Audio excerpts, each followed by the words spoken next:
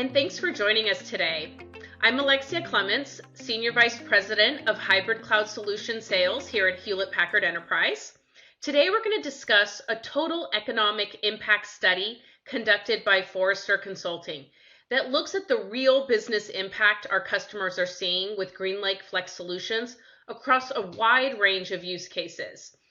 And to help bring this study to life, I'm joined by two Forrester experts. The first is Anna Orbrin Imre, a principal consultant at Forrester Consulting, who'll start us off with a summary of the study findings. Welcome, Anna. It's great to be here.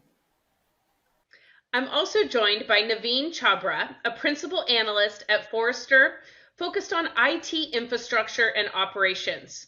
Great to have you with us, Naveen. Thanks for having me here. With that, I'll turn it over to Anna to walk us through the key study results. And after that, I'll come back with a few questions for Naveen to really connect those findings to what we're seeing in the market today. Thank you very much, Alexia. And hi, everyone. Thank you for joining today. I'm Anna Orbrin Imre, and I'll be sharing some highlights from our recent Total Economic Impact of GreenLake Flex Solutions study. I'll begin with a quick overview of what TEI is and how to interpret the framework. Then I'll move into the executive summary and the customer journey, including who was interviewed, the challenges they faced, and the investment objectives. From there, we'll talk through the quantified benefits and the costs, and we'll close with the financial summary and definitions. And just a few important disclosures before we begin. This webinar is an abridged version of the full TEI case study that HP will make available. HP commissioned the research, but Forrester maintains editorial control over the study. The results are based on a composite organization built from customer interviews, and individual results will vary depending on environment, use case, and so on. The Total Economic Impact Framework is Forrester's proven methodology for evaluating technology investments. We look at 4 dimensions: benefits, costs, flexibility, and risk. The goal isn't just to calculate ROI, but it's to tell a credible business value story that finance, IT, and business leaders can align on.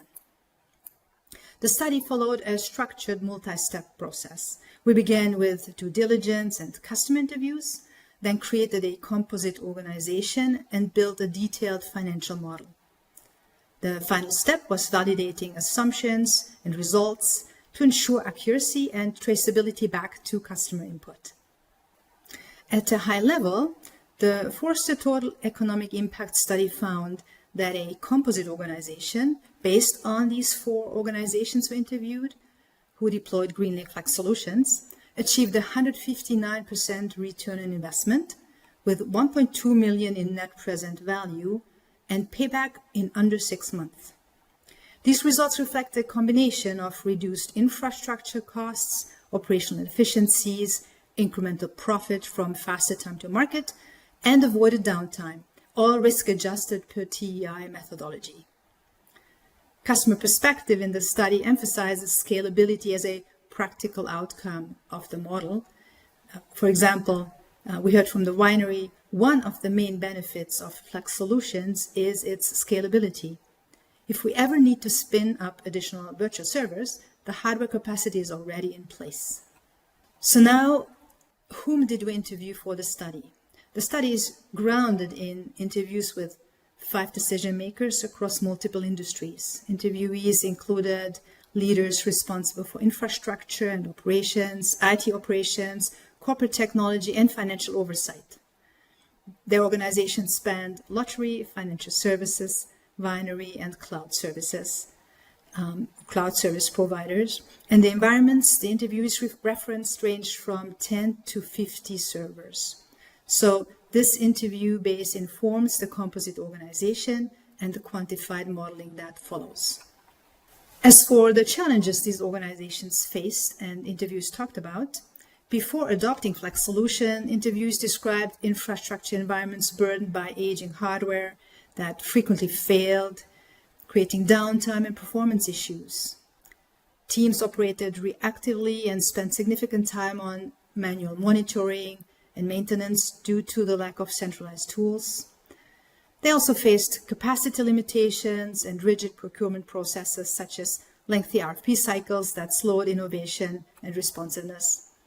Fragmented systems and technical debt, combined with large upfront capital requirements for refresh, made it really difficult to scale or modernize. As one of the interviews characterized the risk of running outdated infrastructure this way. We were dealing with end-of-life equipment that was no longer supported, which led to frequent downtime and lengthy systems upgrades. We had some horror stories like SAN firmware updates that went badly, especially on aging hardware. So the organizations invested in GreenLake solutions as they really wanted to resolve reliability and performance risks tied to this aging infrastructure. They wanted to reduce time spent on reactive maintenance and eliminate constraints caused by capacity limits and lengthy procurement cycles. They also faced high upfront capital expenditures to refresh infrastructure and uncertainty tied to rising virtualization software costs. In this model, the investment objectives centered on modernizing infrastructure delivery, improving operational efficiency, enabling faster infrastructure refresh, and scaling while improving predictability of spend. So these were the goals. A financial leader we interviewed articulated the challenge of traditional procurement timelines and CapEx really clearly, saying, "We were looking at cutting a check for several $100,000 for that equipment. And then it typically takes another 2 to 3 months to get it to the data center and ready for deployment." So with all of that, to model the financial impact, Forrester created a composite organization that would represent the interviewed organizations and to present the aggregate financial analysis. This composite organization is based in North America with 1,000 employees and $150 million in annual revenue. The IT team comprises 40 FTEs with 3 managing infrastructure. I should also mention that the composite organization is facing challenges with outdated IT infrastructure. The composite organization begins using HP Private Cloud Business Edition as a service solution in year 1, following a 2-month implementation period. The deployment includes 20 HP ProLiant compute servers, 2 HP Alletra storage MP arrays, HP Aruba networking switches, HP's HVM hypervisor, and Morpheus VM Essential software, and the HP Complete Care support services. The infrastructure also includes hybrid observability software, HP OpsRamp software with AI-driven monitoring, automated alerts, and proactive remediation, alongside contractual SAEs that guarantee performance and uptime. So let's now get to the financial side of the impact. The study quantifies 4 benefit categories and risk adjusts them to reflect uncertainty and variability. In present value terms over 3 years, the largest quantified benefit is reduction in infrastructure costs at $692,000 over 3 years. Operational efficiency contribute $436,000 over 3 years. Incremental profit from faster infrastructure refresh by the Flex Solutions contract contributes $368,000, and savings from reduced downtime contribute $442,000. Together, these quantified benefits total over $1.9 million in risk-adjusted present value over 3 years. And now I will take you through the actual quantified benefits, these 4 categories individually, to show what we calculated and how these benefits added up.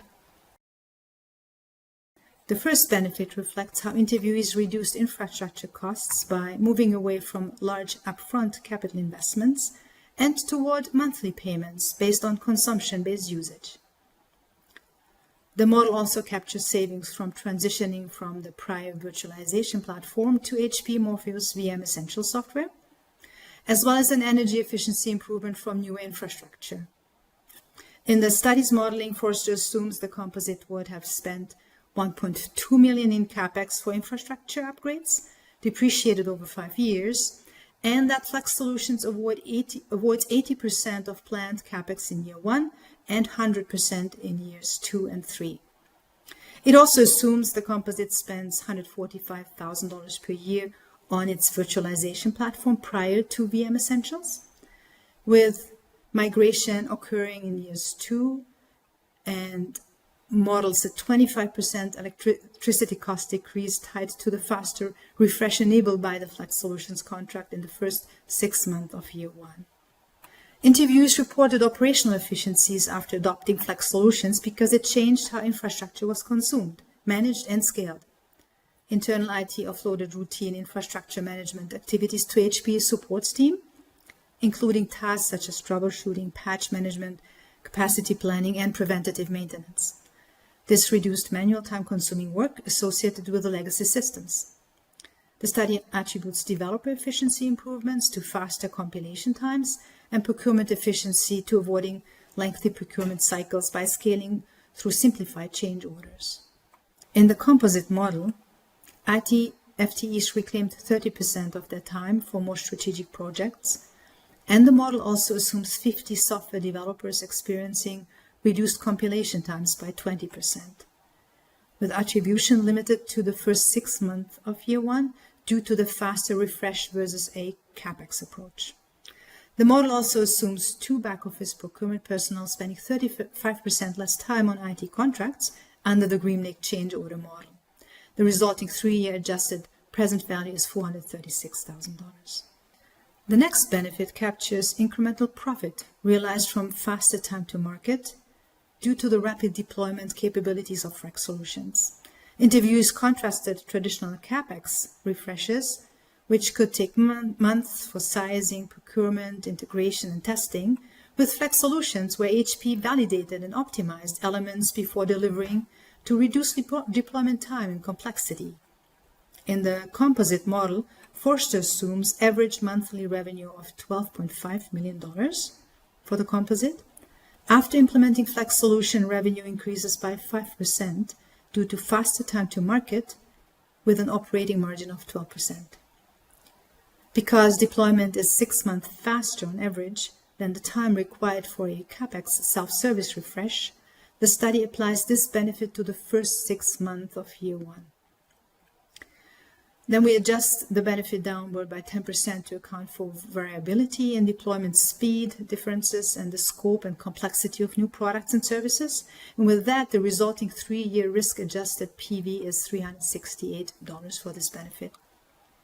And right from the study, let me quote the VP of IT Operations in Financial Services saying, "We've built our hybrid cloud environment to be flexible and scalable, which is essential for a bank growing through acquisition.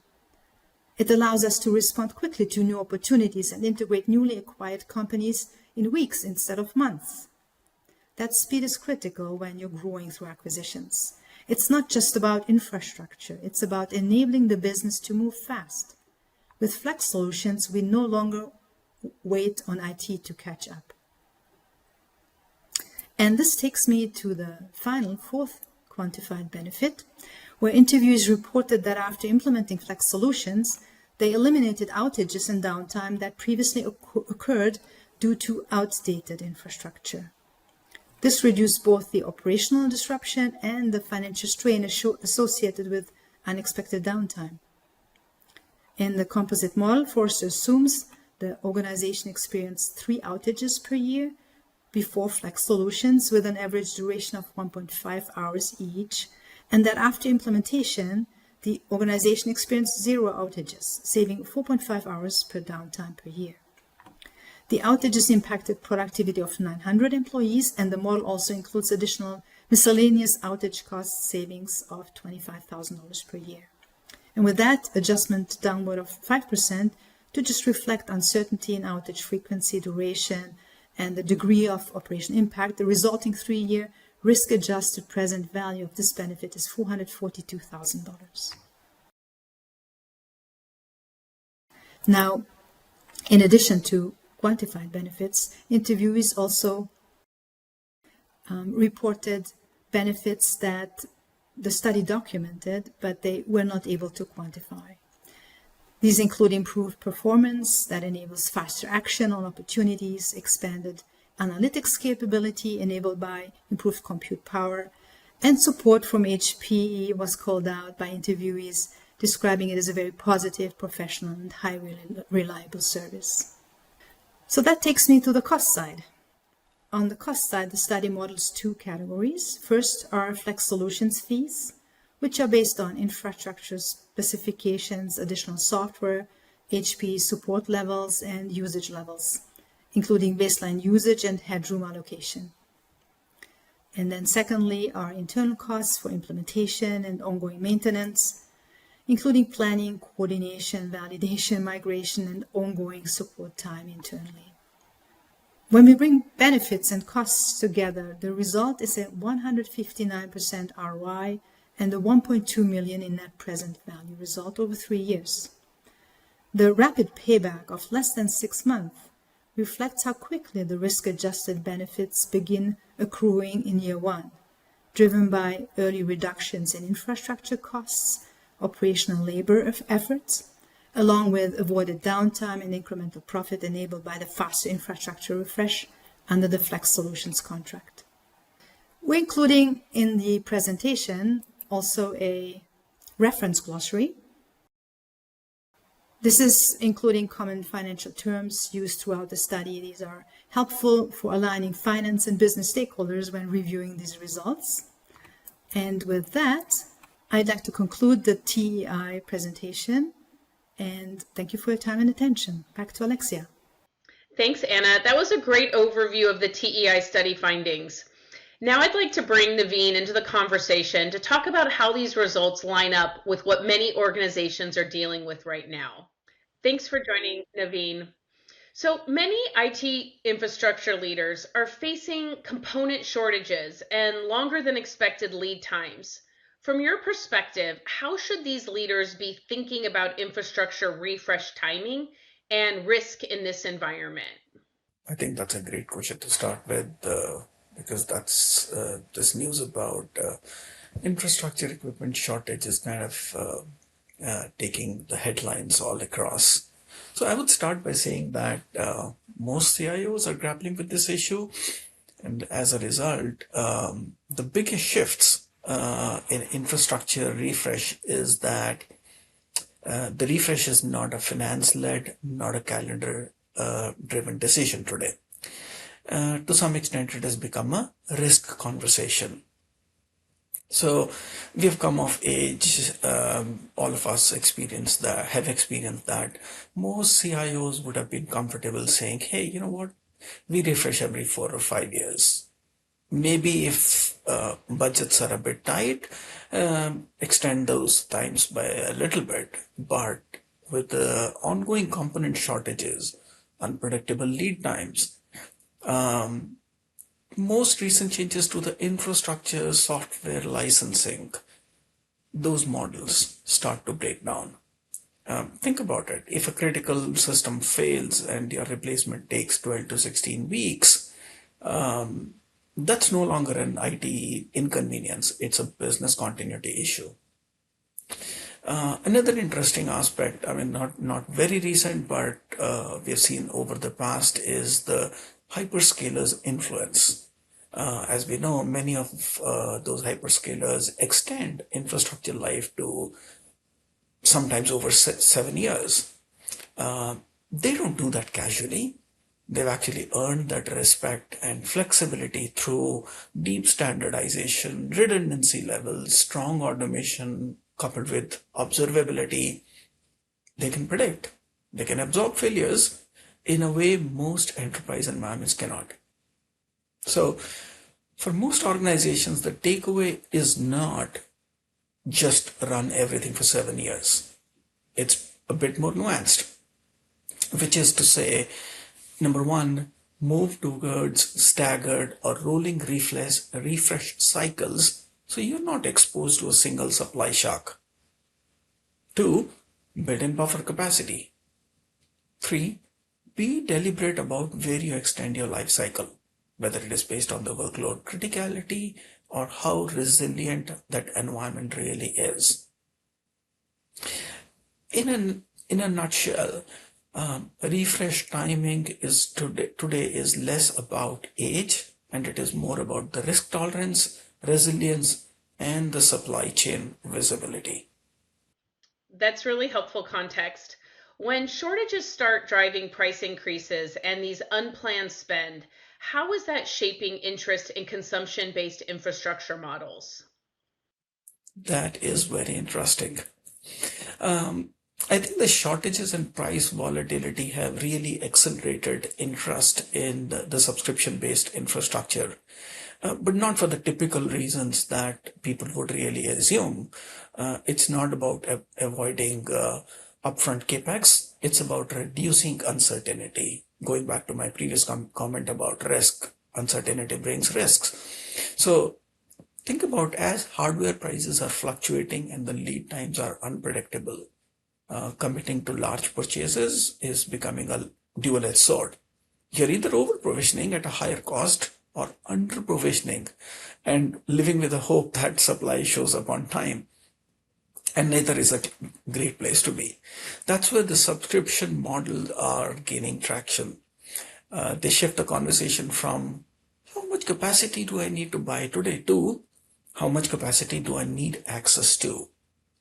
All in all, the drivers that I hear from CIOs are as follows. Number one, it's about the financial flexibility for sure, moving from lumpy, unplanned capex to more predictable OPEX.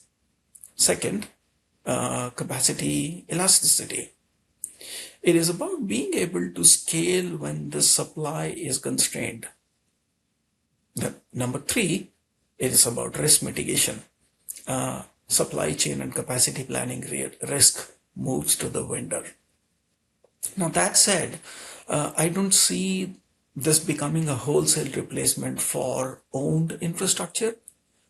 Most firms would eventually land up on a hybrid model, meaning they would have a stable base and use subscription as a buffer for variability or uncertainty. So, in a way, these models are, while they are about cost, but they're more about optimization and also about risk and agility. And in environments like today, these elements are becoming just as important as the price. What are practical signals that you're seeing that cause IT leaders to say, our traditional RFP and CapEx cycles just aren't keeping up anymore? I think you're right in asking about the signals, as no CIO would wake up one day and say, hey, we're done with the RFPs. It usually happens with a few painful experiences. And in my experience, I've seen three triggers. The most common trigger is when timelines slip beyond business tolerance. For example, a team plans a refresh, runs a standard RFP, and by the time they get through evaluation, approvals, procurement, lead times have stretched so much that the original plan is already outdated. At that point, process itself becomes the bottleneck. The number two trigger is mismatch between the demand and procurement cycles. I've seen cases where a new workload, whether that's AI, analytics, or even classic business growth, that needs capacity in weeks, but the RFP cycle is still operating on a 3, 4, 5, 6 months timeline.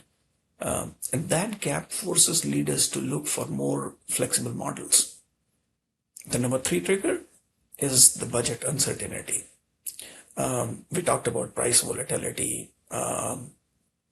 So when prices are volatile, locking up for a large upfront purchase through a traditional RFP, it starts to feel a lot riskier.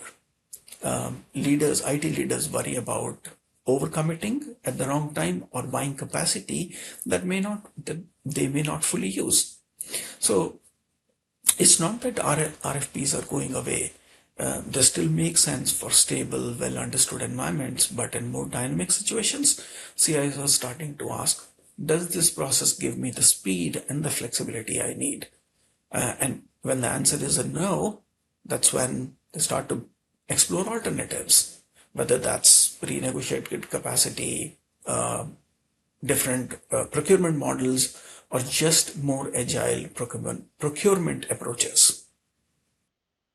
That brings us to another pressure point we're hearing a lot about, rising virtualization costs. So from your perspective, Naveen, why is now the right time for infrastructure leaders to reevaluate their virtualization approach?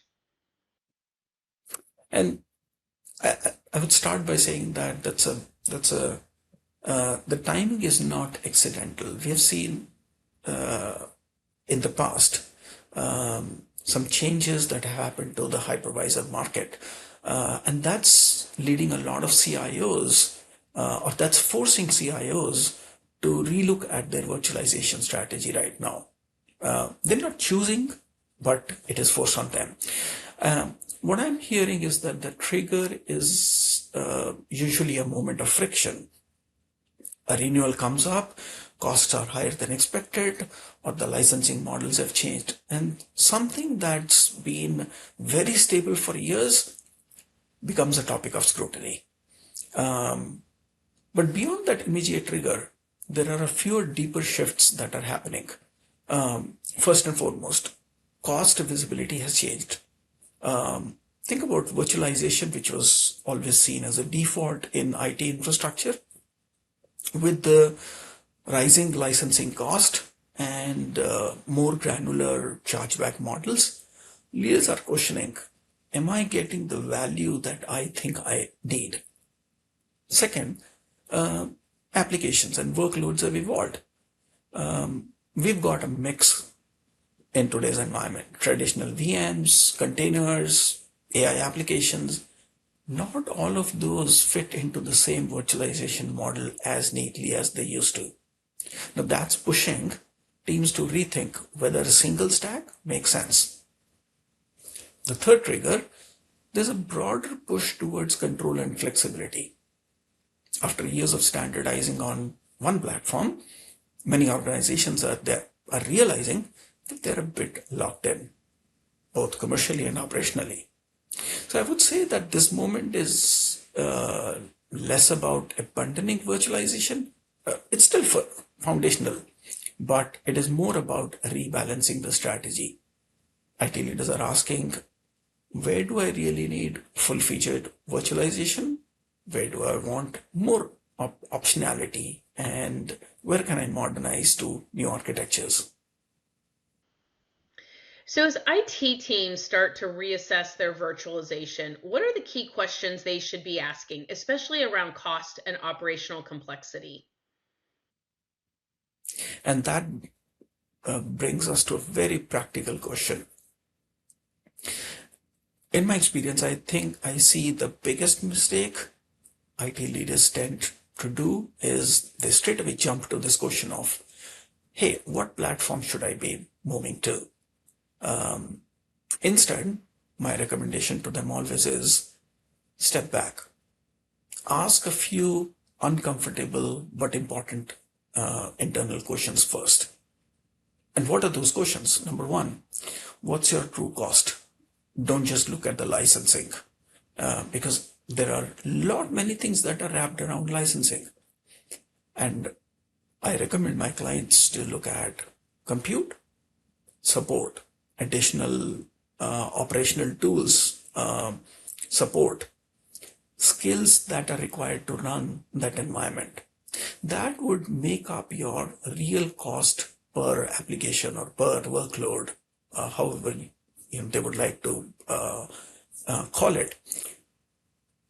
And the next element that they should be thinking about and asking internally is about the operational complexity. Now, over time, we have seen that the IT environment have accumulated layers. They've added on tools, they've added on policies, they've added on exceptions. All those are a part of the software that runs.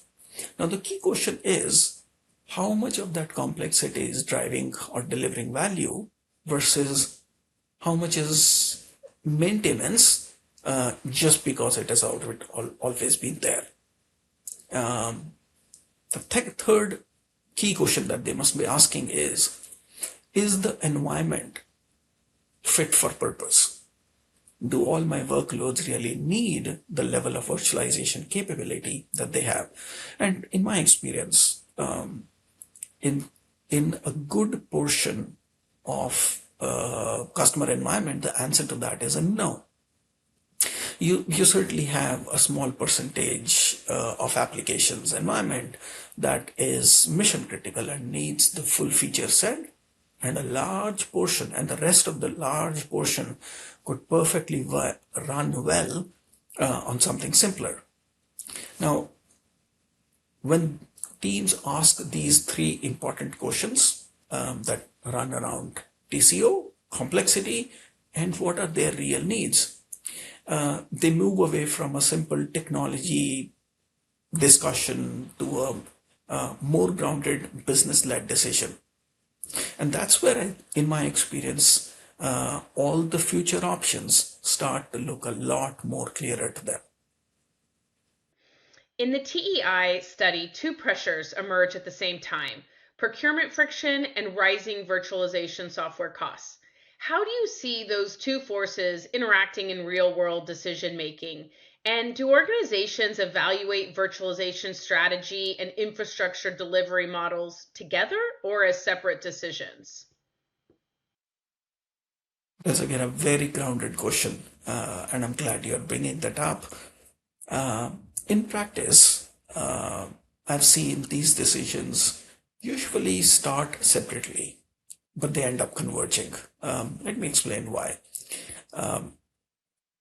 What I see most often is that it begins as a virtualization conversation, which is typically triggered by the cost, licensing, or a renewal.